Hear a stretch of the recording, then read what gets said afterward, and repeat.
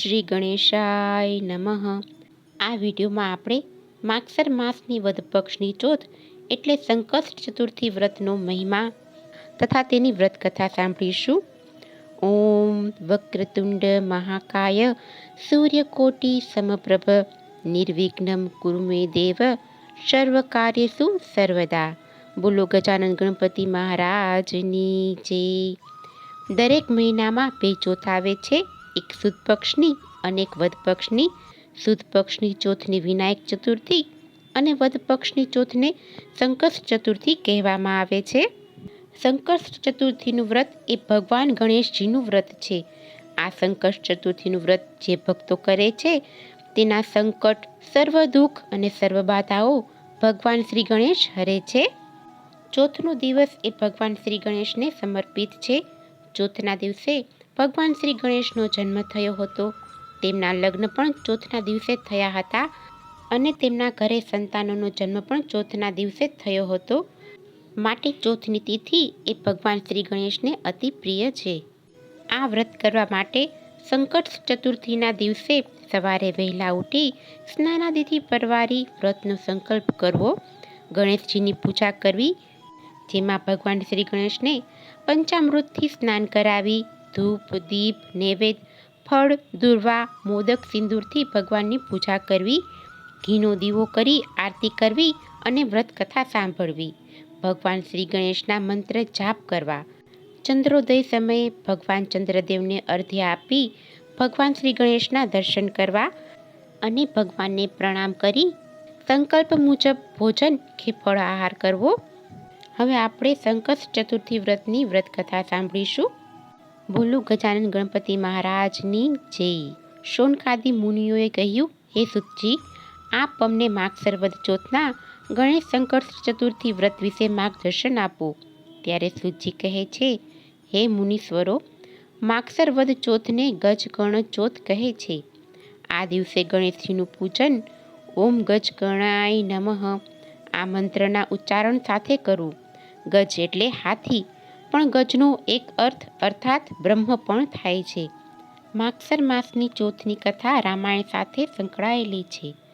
ત્રેતાયુગમાં અયોધ્યા નગરીના રાજા દશરથ મહાપ્રતાપી હોવાની સાથોસાથે શિકારના ભારે શોખીન હતા. તેઓ શબ્દભેદી બાણ વિદ્યા જાણતા હતા. એકવાર શિકારની શોધમાં તેઓ જંગલમાં ફરતા હતા અને રાત્રિનો સમય હતો. જળાશયમાંથી પાણી પીવાનો અવાજ સંભળાયો.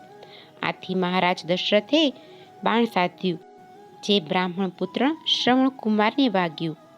તીર્થાટને નીકળેલા શ્રવણકુમાર પોતાના અંધ મા બાપ માટે પાણી ભરવા આવ્યો હતો.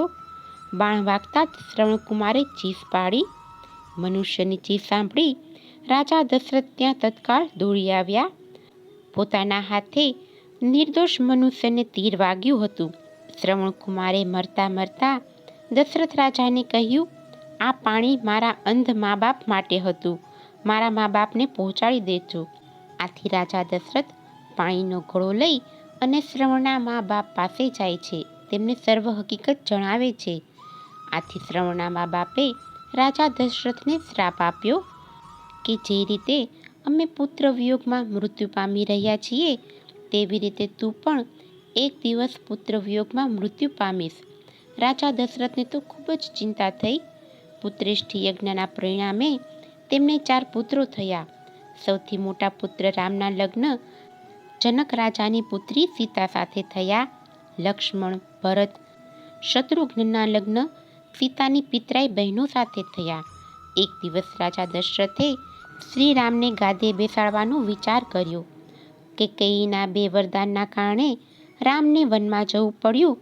તેમની સાથે લક્ષ્મણ અને સીતાએ પણ વનગમન કર્યું. નાના 2 ભાઈઓ ભરત અને શત્રુઘ્ન તે સમયે મોસાળમાં ગયા હતા. રામના વનગમન સમયે પુત્ર વિયોગમાં રાજા દશરથ મૃત્યુ પામ્યા. શ્રી રામ લક્ષ્મણે વનમાં ઘણા અસુરોને હણ્યા. રાવણે રોષે ભરાઈ અને સીતાજીનું હરણ કર્યું. સીતાજીની શોધ કરતા કરતા શ્રી રામ લક્ષ્મણ ઋષ્યમુખ પર્વતે પહોંચ્યા. રામની સુગ્રીવ સાથે મિત્રતા થઈ અને સુગ્રીવજીએ સીતાજીની શોધ માટે સહાયતા કરી. હનુમાનજી પણ પોતાના સાથીઓ સાથે સીતાજીને શોધવા દક્ષિણ દિશામાં ગયા. ત્યાં ગીધરાજ સંપાતિનો ભેટો થયો. સંપાતિએ તેમને ત્યાં આવવાનું કારણ પૂછ્યું. ત્યારે વાનરોએ શ્રીરામની સર્વ વાત જણાવી. સંપાતિ બોલ્યા, શ્રીરામના ચરણાવિંદમાં મારા મોટા ભાઈ જટાયુએ પ્રાણ ત્યજ્યા. આપ સૌ રામ સેવક છો. સીતાજીનું હરણ રાવણ કર્યું છે. મારી દ્રષ્ટિએ ઘણી તીવ્ર છે. સમુદ્ર પર લંકાનગરીમાં રાવણે સીતાજીને રાખ્યા છે. સંપાતિની વાત સાંભળી સૌ વાનરો ચિંતાગ્રસ્ત બન્યા. સમુદ્રને કઈ રીતે પાર કરવો? ત્યાં કોણ જશે?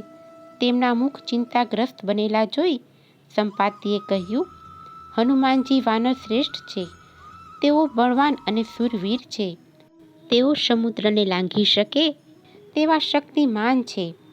હનુમાનજીએ ઉત્તર આપતા કહ્યું, હે મિત્ર, આ અફાટ સમુદ્ર પાર કરવો એ લોઢાના ચણા ચાવવા જેવું કામ છે.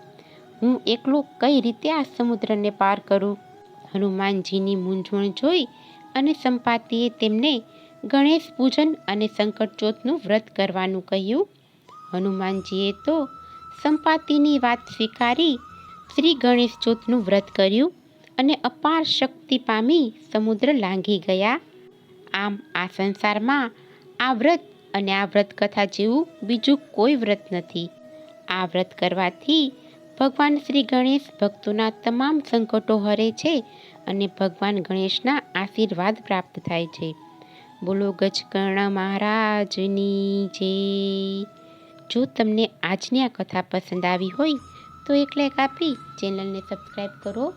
આજની આ કથા સાંભળવા બદલ આપનો ખૂબ ખૂબ આભાર. બોલો ગણપતિ મહારાજની જય.